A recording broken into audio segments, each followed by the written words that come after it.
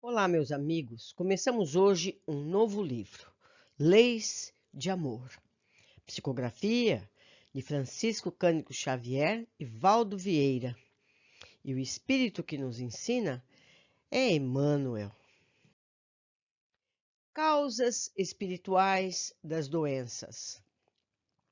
Eu lembro que os textos em amarelo são textos originais do livro. Os textos que estão em branco é um comentário meu sobre o texto, ok? Então vamos lá. O que estrutura espiritualmente o corpo de carne?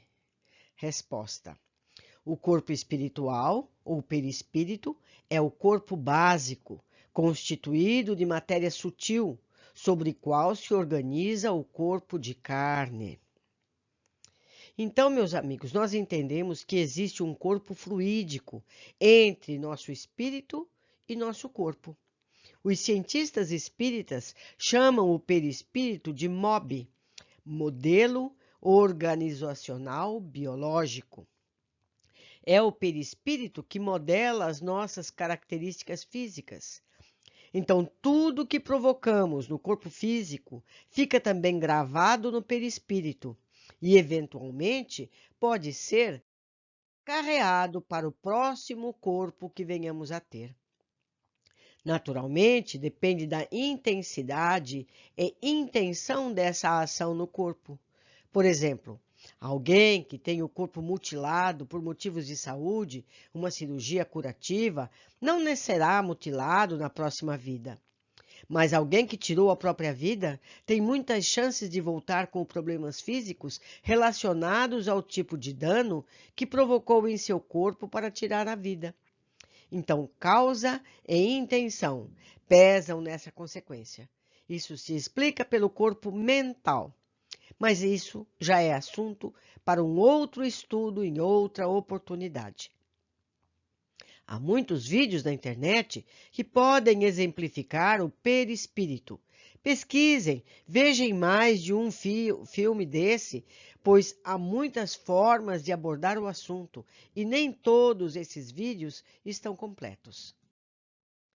Segunda questão. O erro de uma encarnação passada pode incluir na encarnação presente, predispondo o corpo físico a doenças? De que modo? A grande maioria das doenças tem a sua causa profunda na estrutura semimaterial do corpo espiritual, ou seja, do perispírito. Havendo o espírito agido erradamente, nesse ou naquele setor da experiência evolutiva, vinca o corpo espiritual com desequilíbrios ou distonias que predispõem à instalação de determinadas enfermidades conforme o órgão atingido. Nós vemos aqui o que nos disse Jesus, que está escrito em Mateus 18:8. Portanto, se a tua mão ou o teu pé te escandalizar, corta-o e atira-o para longe de ti. Melhor é entrar na vida coxo ou aleijado do que tendo duas mãos ou dois pés e seres lançado no fogo eterno. Então, nós vemos aqui que ele fala da vida presente e da vida futura. Então, se a nossa mão, nosso pé, nosso olho, o que quer que seja, é motivo de escândalo hoje, é melhor que entremos na próxima vida com essas dificuldades para não errarmos de novo. Se provocamos o erro nesta vida, melhor nascer sem motivo do erro na próxima vida, para não errar novamente. Veja que ele diz entrar na vida. Não se refere a termos de cortar nosso corpo e seguir vivendo. É mesmo uma próxima vida. Temos então a explicação para as várias dificuldades que todos temos. Podem ser doenças ou situações que temos que conviver. Isso não é castigo de Deus, pois Deus não castiga, Ele é amor. Se trata de consequência. Tudo na vida é consequência de uma ação anterior. Vejamos bem, se saímos na chuva sem proteção, ficamos molhados. Se fumamos, danificamos o nosso corpo.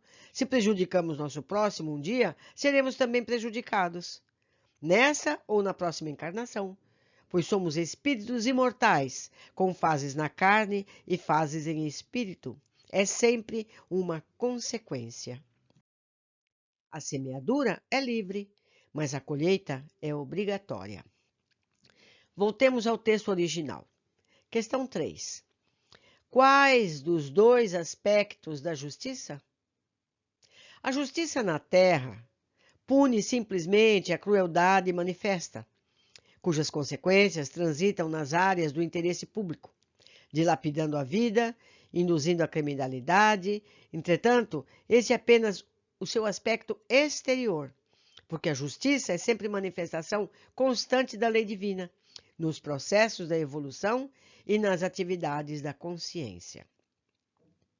Concluímos aqui que nos explicam dois tipos de lei: a lei da terra, dos países, que podem ser diferentes em cada um, onde existem as punições relacionadas aos crimes, e a lei divina, que é simplesmente consequência de nossos atos. Essas consequências têm como objetivo nossa educação espiritual para a consequente evolução. Quarta questão. Qual a relação existente entre doença e justiça?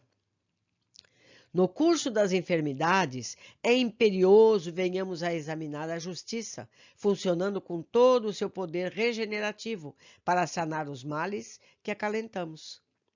Então, concluímos que a justiça divina é feita pela educação, através das consequências. Se saímos na chuva, ficamos molhados, aprendemos a nos abrigar. Se colocamos a mão no fogo, nos queimamos, aprendemos a não mais tocar no fogo e evitar a dor. O mesmo para os equívocos físicos ou morais que praticamos se roubamos, matamos, traímos e tudo mais. No futuro, teremos essas consequências para vivenciar. Essas consequências chegam muitas vezes em vidas futuras, não necessariamente na vida seguinte, pois a espiritualidade só nos dá essa oportunidade de corrigir quando já estivermos maturidade espiritual para entendermos que erramos.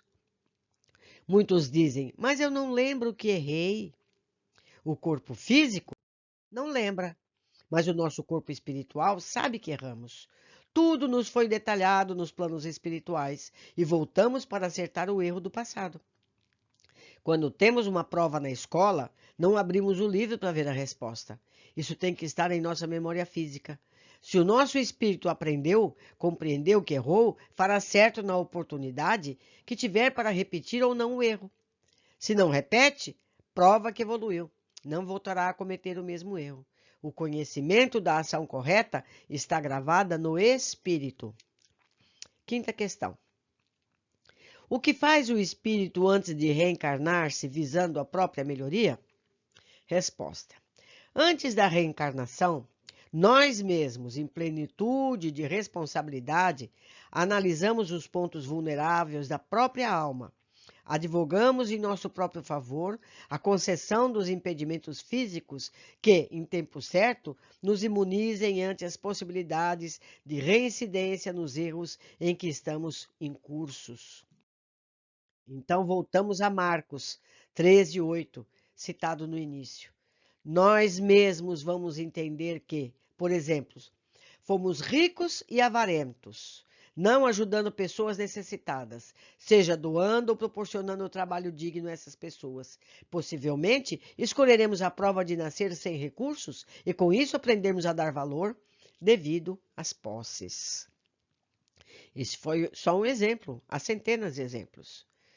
Sexta questão. Que pedem para regenerar-se os intelectuais que conspurcaram os tesouros da alma? Resposta. Artífices do pensamento, que malversamos os patrimônios do espírito, rogam empeços cerebrais, que se façam por algum tempo alavancas coercitivas contra as nossas tendências ao desequilíbrio intelectual. A questão 6 acima é como o exemplo que dei sobre os avarentos e as posses. Voltamos à vida material com as ferramentas certas para o nosso aprendizado, nossa evolução.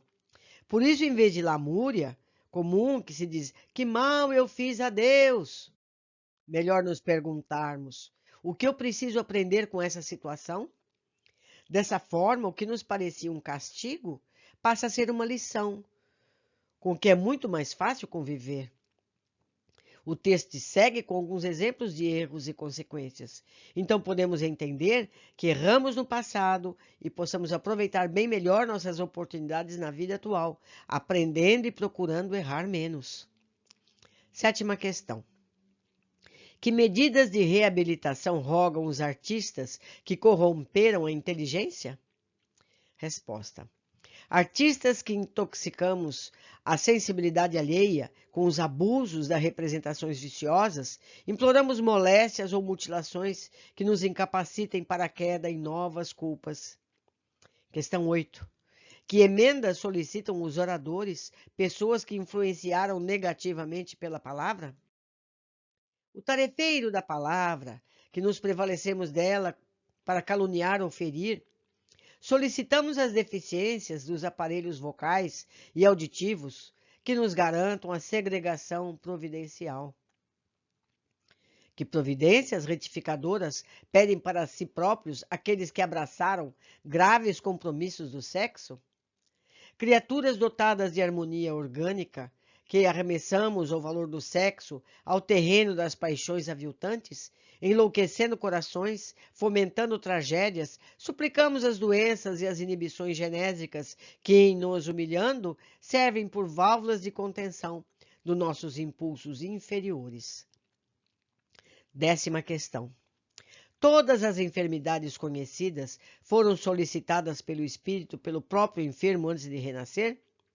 Nem sempre o espírito requisita deliberadamente determinadas enfermidades, de vez que, em muitas circunstâncias, quais aqueles que se verificam no suicídio ou na delinquência, caímos de imediato na desagregação ou na insanidade das próprias forças, lesando o corpo espiritual, o que nos constrange a renascer no berço físico, exibindo defeitos e moléstias congênitas em aflitivos quadros expiatórios. É importante detalhar, meus amigos, que há situações em que não sabemos escolher nossas provas, por sermos ainda infantis espiritualmente.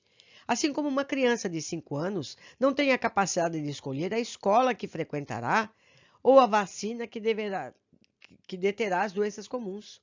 Nesses casos, os espíritos responsáveis por nossa evolução fazem essas escolhas, sempre com o objetivo de vencermos nossas dificuldades espirituais para a evolução. 11ª questão.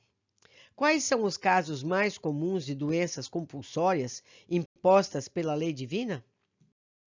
Encontramos numerosos casos de doenças compulsórias impostas pela lei divina, na maioria das criaturas que trazem as provações da idiotia ou da loucura, da cegueira ou da paralisia irreversível, ou ainda nas crianças problemas cujos corpos, irremediavelmente frustrados durante todo o curso da reencarnação, mostram-se na condição de celas regenerativas para a internação compulsória daqueles que fizeram jus a semelhantes recursos drásticos da lei. Justo acrescentar que todos esses companheiros, em transitórias, mas duras dificuldades, renascem na companhia daqueles mesmos amigos e familiares de outro tempo que um dia se compliciaram com eles na prática das ações reprováveis em que se delinquiram.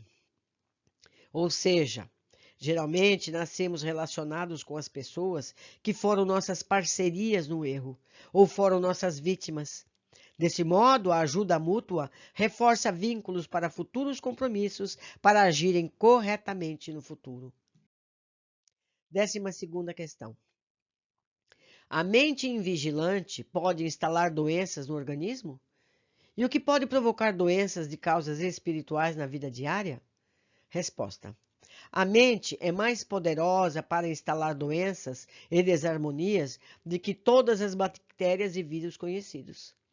Necessário, pois, considerar igualmente que desequilíbrios e moléstias surgem também da imprudência, do desmazelo, da revolta e da preguiça.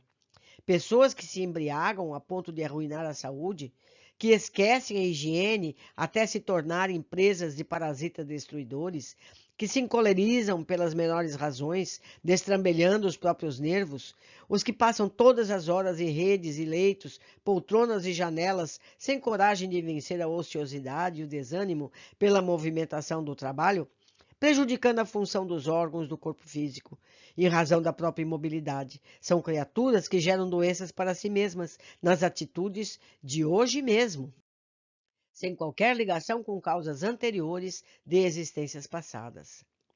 Ou seja, meus amigos, as consequências se instalam na mesma vida.